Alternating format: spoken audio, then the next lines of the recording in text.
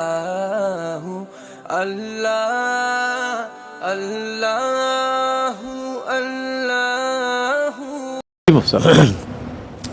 تو موتقف کو اٹھانے کا احسن طریقہ یہ ہے کہ اس کی عبادت کی بربادی کا سامان نہ ہو.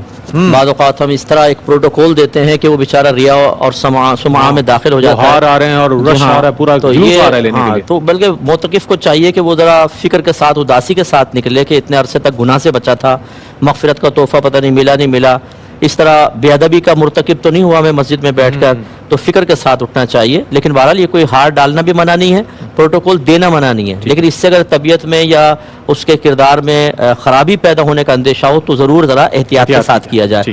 دوسرا, روزہ جو عید جو ہے وہ علاقائی اعتبار سے نہ کریں بلکہ اجتماعی اعتبار سے کریں, کہ ملک کے اندر جو جیسے رؤیت ہلال کمیٹی ہے جی قومی سطح پہ جو ہے اس طرح کریں, اس میں فتنہ فساد کا اندیشہ نہیں ہوتا, اور مسلمانوں کا جماعت کے ساتھ چلنا اور ایک رائے ہو کر چلنا یہی احسن اور اولیٰ ہے, اور شریعت اس کو محبوب رکھتی ہے. اور یہ کہتے ہیں عیدگاہ میں بجلی نہیں ہے تو مسجد میں نماز ادا کر لیتے ہیں, عید کی صحیح ہے. تو بالکل عیدگاہ میں نماز ادا کرنا سنت کریمہ ہے, وہ بھی اس وقت جب وہاں پہ خشوع و خضوع کے ساتھ نماز ادا ہو. اب جب اتنی گرمی ہے اور مسائل ہیں تو مسجد میں ادا کرنے میں شرعاً کوئی حرج نہیں ہے. اور یہ کہہ رہی ہیں کہ 2.5 سال ہو گئے ہمیں ہماری وراثت نہیں دی ہے. ایک بھائی نے تو کیس بھی کیا ہوا ہے, ہم کوئی درخواست دینا چاہتے ہیں تو اس میں والدہ کی ناراضگی کا اندیشہ ہے تو کیا معاملہ ہوگا؟ دیکھیں میرا مشورہ یہ ہے کہ کیسز وغیرہ تو آپس میں نہ کریں, اس سے جگ ہنسائی بھی ہوتی ہے اور والدہ کی دل آزاری ہوگی, کورٹ کچہری کے چکر ہوں گے. آپ سب مل بیٹھ کر کیوں نہیں یہ کر لیتے؟ بہرحال یہ بالکل درست ہے کہ ایک وارث اپنی وراثت کا مطالبہ کر سکتا ہے, اس پر اگر دوسرے وارث ناراض ہوں تو اس کا ناراض ہونا بیجا ہے, وہ چاہے ماں باپ ہی کیوں نہ ہو. انہیں چاہیے کہ حصہ دیں اپنے بچوں کو. یہ غلط طریقہ ہوتا ہے کہ 2.5 سال گزر گئے, بعض جگہ تو بہت عرصہ گزر جاتا ہے, ورثہ دیتے نہیں ہیں, یہ غلط ہے. مطالبہ کرنا شرعاً جائز ہے لیکن کیسز وغیرہ تک نہ جائیں, مناسب نہیں ہے. یہ کہہ رہے ہیں کسی کی طرف سے ہم نے زکوٰۃ نکالی اور انہی کی سیدہ بیٹی کو دے دی تو کیا ادا ہو جائے گی؟ دیکھیں پہلی بات تو یہ کہ سیدہ کو ادا نہیں ہوتی, دوسرا وہ انہی کی صاحبزادی ہیں اور بیٹی کو زکوٰۃ نہیں دے سکتے ہیں, لہٰذا اس طرح نہ کریں ورنہ زکوٰۃ ضائع ہو جائے گی. یہ کہتے ہیں کہ جب ہم وضو کرتے ہیں تو دوپٹہ نہیں ہوتا سر پہ, تو اس کے بعد جب وہ سورہ انا انزلنا آسمان کی طرف دیکھ کے پڑھتے ہیں تو کیا بغیر دوپٹے کے پڑھ سکتے ہیں؟ تو بالکل پڑھ سکتے ہیں, اس میں شرعاً کوئی حرج نہیں ہے. اور جب آپ دعا کرتے ہیں کسی بھی مردے کے لیے, چاہے بچے اپنے ماں باپ کے لیے کریں, ماں باپ اولاد کے لیے, شوہر بیوی شوہر کے لیے کریں, درجات کی بلندی کا سامان ہوتا ہے, یہ کرنا چاہیے. اور جو بھی آپ دعا نماز میں پڑھنا چاہیں وہ اتحیات کے بعد درود پاک کے بعد پڑھیں. اتحیات کے بعد سنت نہیں ہے, درود پاک کے بعد سنت ہے. مصنوعی جویلری میں نماز بالکل ہو جاتی ہے. اونٹ کا گوشت کھا کر وضو کرنا مستحب ہے, یہ واجب نہیں ہوتا. نبی کریم نے اس لیے کیا کہ اونٹ کا گوشت ذرا ثقیل ہوتا ہے, بھاری ہوتا ہے, اس کے ثقل کو ختم کرنے کے لیے آپ نے وضو فرمایا, لیکن کوئی واجب نہیں ہوتا ہے. اور تہجد 2 رکعت کر کے پڑھیں تو یہ بیسٹ ہے سنت کے مطابق. دوسری بات یہ کہ جی ایک تو یہ حقہ پینے کے بعد صرف ذائقہ اگر منہ میں رہے تو اس میں کوئی مسئلہ نہیں ہے, کیونکہ وہ اپنا کوئی فزیکلی وجود نہیں رکھتا, وہ تو اسمیل ہوتی ہے. کلی وغیرہ کر لیں ٹھیک ہے, اور رہ بھی گیا تو اس سے روزہ بند ہونے پہ اور روزہ ٹوٹنے کا کوئی تعلق نہیں ہے. اور یہ بہن سوال پورا نہیں کر سکیں گا, کر لیتے میں جواب دیتا ضرور. اور میڈیکل سرٹیفکیٹ جھوٹا بنا کر دینا یقینی سی بات ہے گناہ میں تعاون ہے. اور مجبوری, آدمی ہر چیز میں مجبوری ہوتی ہے, پھر تو چوری کرنے والا بھی کہتا ہے میں مجبور ہوں, ڈاکہ کرنے والا بھی مجبوری کرتا ہے. تو بہرحال شرعاً جائز نہیں ہے. اگر آپ کریں گے اور اپنی مجبوری کو عذر بنائیں گے تو اللہ تعالیٰ کی بارگاہ میں میدان معاشر میں آپ پیش کیجئے گا. اگر اللہ قبول کر لے تو آپ کو معاف کر دے گا, نہیں قبول ہوگا تو آپ کے لیے سزا ہے. لیکن فقہی حوالے سے اگر پوچھیں تو یہ شرعاً جائز نہیں ہے.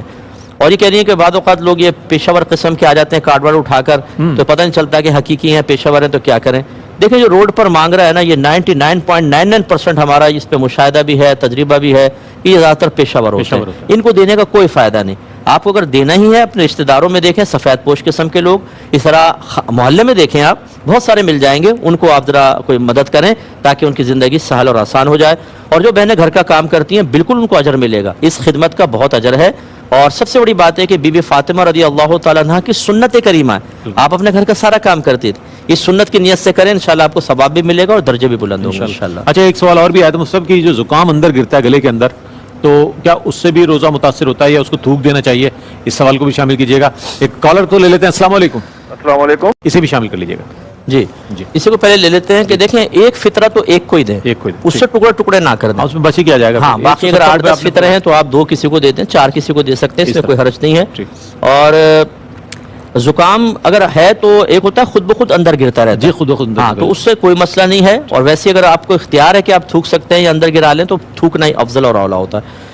اور زکوٰۃ کو ادھار نہیں دے سکتے، کیونکہ آپ ادھار دیں گے تو اس سے زکوٰۃ ادا کوئی ہوگی، جی جی وہ تو واپس آپ کو دے گا۔ واپس اگر آپ پہ زکوٰۃ فرض ہو چکی ہے، سال پورا ہو چکا ہے، تو پھر تو ادھار دینے کا مطلب یہ ہے کہ آپ زکوٰۃ ادا نہیں کر ادا نہیں رہے، کر رہے۔ واپسی کے لیے دے رہے ہیں، اور اس میں تو ایک دن کی تاخیر بھی گناہ ہے۔ آپ یوں کر لیں کہ اس کو ادھار نہ دیں، زکوٰۃ ادا کر دیں، صحیح اس غریب کی مدد ہو جائے گی اور آپ کی زکوٰۃ ادا ہو جائے گی۔ ایسے ہی سید کا مسئلہ بھی جو آگے انہوں نے پوچھا، جی۔ اور یہ فرائض اور واجبات میں قیام فرض ہوتا ہے، اچھا یعنی وطر کے اندر اور فرض نمازوں کے اندر، باقی سنن موقدہ ہوں، غیر موقدہ یا نوافل، ان کو آپ بلا عذر بھی بیٹھ کے پڑھ سکتے ہیں، لیکن بلا عذر پڑھیں گے تو آدھا ثواب ہوگا، اور عذر کے ساتھ پڑھیں گے تو انشاءاللہ پورا ثواب ملے گا۔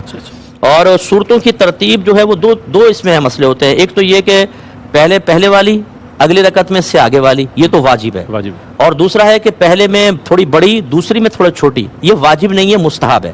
اس کا خلاف بھی ہو سکتا ہے کہ پہلے میں آپ نے چھوٹی پڑھ لی، اگلی میں بڑی پڑھ لی، تو یہ ترک مستحب ہوگا، لیکن جو ترتیب والا ہے وہ مسئلہ وجوب والا ہے۔ اور یہ کہہ رہے ہیں کہ میں لاہور سے راولپنڈی جاتا ہوں، تو جیسے یا پنڈی سے لاہور، تو شہر سے نکلتے 15 کلومیٹر طے کر لیتا ہوں، تو کیا یہ مسافت میں شامل ہوں گے؟ تو یہ شامل نہیں ہوتے۔ آپ شہر کی حدود سے جب باہر نکل جائیں اور آپ کا کم از کم 92 کلومیٹر دور جانے کا ارادہ ہو، تو حدود شہر سے باہر نکلنے کے بعد پھر آپ کی مسافرت اسٹارٹ ہوگی۔ کہ میرے شوہر روزے کی ہمت نہیں کر پاتے، نہ نماز پڑھتے ہیں، تو ایک تو اس کا مسئلہ، اور کیا میں طلاق لے لوں، اس سے علیحدگی اختیار کر لوں؟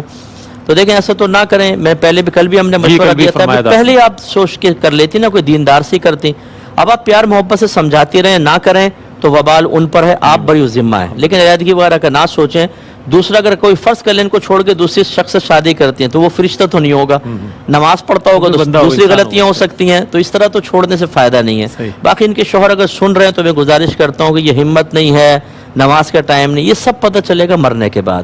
حضرت علی کرم اللہ وجہ الکریم ارشاد فرماتے ہیں، دنیا کے سارے لوگ سو رہے ہیں، یہ جاگیں گے اس وقت جب ان کو موت آئے گی، پھر یہ جب قبر میں عذاب ہو رہا ہو، اللہ نہ کرے اللہ ناراض ہو گیا، چیخیں سننے والا بھی کوئی نہیں ہوگا۔ یہ کیا مطلب ہے کہ ہمت نہیں ہے؟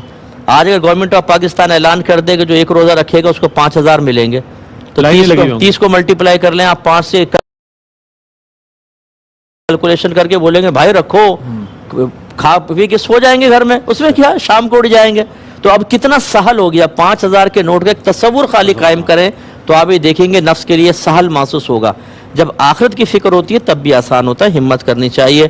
اور یہ کہتی ہیں زکوٰۃ واجب ہو گئی تھی لیکن ادائیگی کے لیے پیسے نہیں تھے، تو انہوں نے سلائی کر کے وہ پیسے جمع کر کے تقسیم کیے، تو گھر والے کہتے ہیں کہ بچوں پہ خرچ کر دیتی ہیں۔ دیکھیں گھر والے ٹھیک نہیں کہہ رہے، مقصود ہی یہ تھا زکوٰۃ کے وجوب سے کہ مال کی محبت ختم کریں اور اللہ کے لیے خرچ کرنے کی ہمت کر کے دکھائیں اور بخل دور کریں۔ آپ نے وہ کام کیا، دیکھیں گھر والے آپ کی ہمت توڑ رہے ہیں کہ گھر میں استعمال کر لیتے، زکوٰۃ خود استعمال نہیں کر سکتے نا، وہ تو دینی ہے۔ یہ یقین رکھیں، نبی کریم نے ارشاد فرمایا کہ خدا کی قسم صدقے سے تمہارا مال کم نہیں ہوتا، تو اللہ تعالیٰ اور برکت دے گا۔ گھر والوں کو پیار سے سمجھائیے۔